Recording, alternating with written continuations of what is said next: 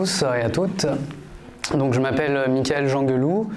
Ma thèse s'intitule « Quand la musique favorise l'engagement socio-émotionnel dans la maladie d'Alzheimer », étude de l'implication des processus mnésiques et hédoniques, thèse qui est dirigée par Sophie Bayard et co-dirigée par Hervé Platel. Je remercie Cécile parce que finalement sa présentation où l'aspect de l'engagement socio-émotionnel pour des personnes qui sont atteintes de la maladie d'Alzheimer a déjà été évoqué, et puis aussi l'idée qu'il puisse y avoir des ateliers qui soient proposés en maison de retraite aux personnes qui ont des troubles neurocognitifs sévères, qui puissent favoriser cet engagement socio-émotionnel.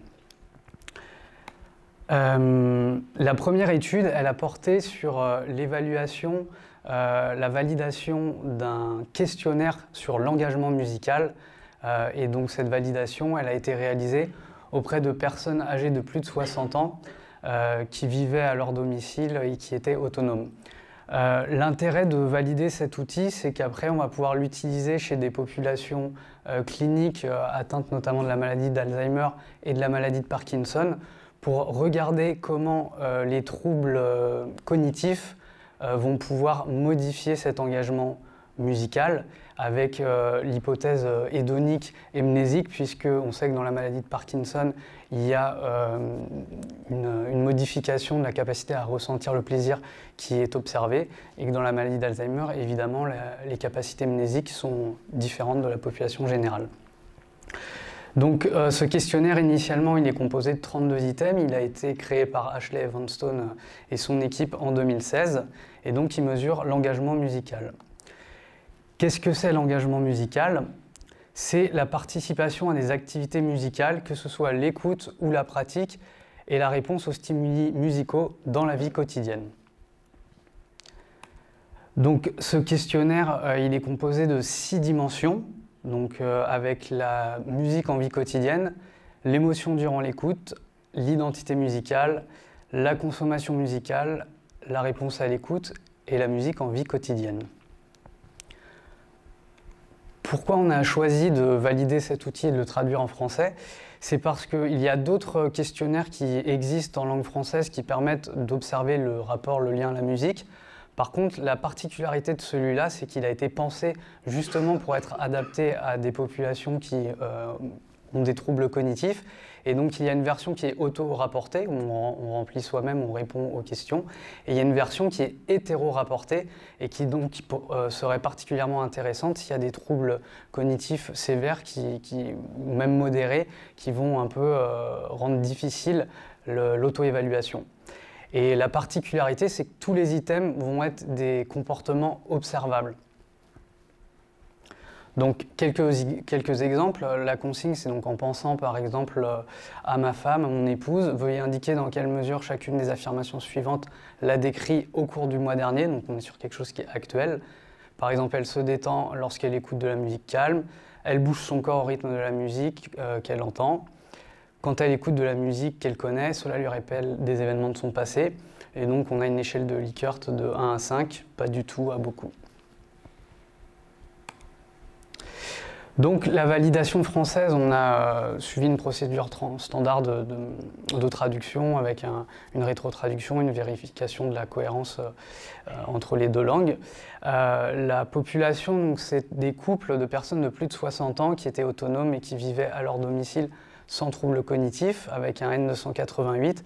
Et donc vraiment la particularité, c'est que on s'est adressé à des couples, donc chaque personne répondait pour elle-même sur la version auto-rapportée et répondait pour son conjoint sur la version hétéro-rapportée. Ce qui après va nous permettre de comparer les corrélations entre les deux versions. Pour la validité convergente, on a utilisé un questionnaire déjà validé en français sur la sensibilité à la récompense musicale, donc le Barcelona Music Reward Questionnaire, et on a posé des questions sur l'expérience musicale actuelle. Pour la validité divergente, on s'est intéressé à la variable de dépression avec un questionnaire, et puis l'âge et le niveau d'éducation. Au niveau des caractéristiques de la population recrutée, l'âge moyen est de 71 ans, Et puis on a posé des questions sur la pratique musicale, et là il y a une information assez intéressante qui était peu documentée, c'est que la pratique musicale semble très faible, en tout cas dans notre échantillon, puisqu'il y a seulement 7% des personnes interrogées qui pratiquaient un instrument moins de 4 heures par semaine, et seulement 4% qui pratiquaient un instrument plus de 4 heures par semaine. Donc voilà, on voit que la pratique instrumentale, elle semble peu développée chez les sujets âgés. Donc on a réalisé une analyse factorielle exploratoire sur la version auto-évaluée du questionnaire, ce qui nous a conduit à retirer 8 items pour plusieurs raisons, mais notamment parce qu'au niveau de la saturation, elle n'était pas assez élevée, ou alors il y avait une saturation sur 2 dimensions, ce qui donc nous a conduit à écarter ces items. Au niveau de la structure factorielle, on est assez proche de la version originale, donc ça a plutôt confirmé la version originale avec 6 dimensions. Et par contre, il y a une dimension, celle de consommation musicale, qui a disparu puisque la plupart des items de cette dimension n'ont pas saturé correctement.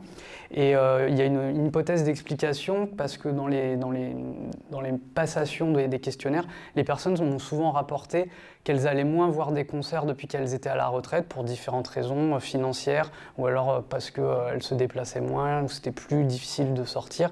Et pareil pour l'achat de disques, etc. C'était quelque chose qu'elles avaient tendance à moins faire, donc ça peut être expliqué par l'âge de notre population par rapport à la version originale. Et par contre, il y a une autre dimension qui a émergé, ça c'est assez intéressant par rapport à la problématique de la thèse en particulier, c'est sur la musique et le lien social, puisqu'il y a des items qui étaient reliés au lien social et à la musique, qui étaient dans différentes dimensions et qui sont venus s'agréger. Et donc on a choisi d'appeler cette dimension musique et lien social avec les items suivants. J'aime les mêmes types de musique que les personnes avec qui je passe du temps. Si j'entends une chanson que j'aime beaucoup, j'en parle à d'autres personnes. Quand j'apprécie un morceau de musique, j'ai tendance à le partager avec d'autres. Et je m'intéresse aux morceaux de musique que j'apprécie. Le dernier item, il est un petit peu moins directement relié au lien social. Et en même temps, les informations qu'on a sur la musique qu'on apprécie, c'est souvent des choses qui sont partagées socialement. Donc on a gardé cet item dans cette dimension. Au niveau de la validité, on a une cohérence interne avec un alpha de Cronbach à 0,91 pour la version auto-évaluée, toujours. Pour la validité convergente, elle est bonne, puisqu'il y a une corrélation à 0,83 avec le Barcelona Music Reward Questionnaire. Et puis par rapport à la pratique, enfin en tout cas à l'activité musicale, l'expérience musicale en vie quotidienne, on a aussi quelque chose qui est convergent, puisque les personnes qui écoutent plus de 4 heures de musique par semaine ont un engagement musical, un score d'engagement musical plus élevé que les personnes qui écoutent moins de 4 heures par semaine, qui est lui-même plus élevé de l'engagement musical des personnes qui n'écoutent pas de musique. Et pour la pratique du chant, les personnes qui chantent, que ce soit 4 heures ou moins de 4 heures ou plus de 4 heures par semaine, ont un engagement musical plus élevé que les personnes qui ne chantent pas. Au niveau de la validité divergente, il n'y avait pas de corrélation avec l'âge et une faible corrélation avec le niveau de dépression et le niveau d'éducation. C'est un petit peu décroché. Ouais. Ensuite, on a mené une analyse factorielle confirmatoire, cette fois sur la version hétéro, donc, qui a permis de confirmer cette structure factorielle en langue française, et ça a bien fonctionné, la structure factorielle est confirmée avec la version hétéro, donc avec les réponses qui avaient été faites pour le conjoint, et avec un Cronbach qui a 0,93.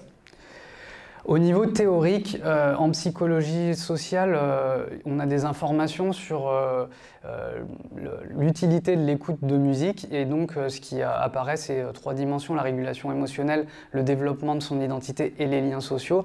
Donc c'est assez cohérent avec ce qu'on a trouvé comme résultat, notamment avec cette dimension musique et lien social qui est venue qui s'est ajoutée. Au niveau des corrélations entre la version auto et hétéro-évaluée, on peut voir qu'il y a une corrélation qui est forte pour la dimension préférence musicale, qui est modérée pour l'émotion durant l'écoute, la musique et le lien social, l'identité musicale, et faible pour la musique en vie quotidienne. Par contre, on n'a pas de corrélation pour la dimension réponse à l'écoute entre les réponses qu'on a fait pour soi-même sur la version auto et les versions hétéro qui sont observées par un proche.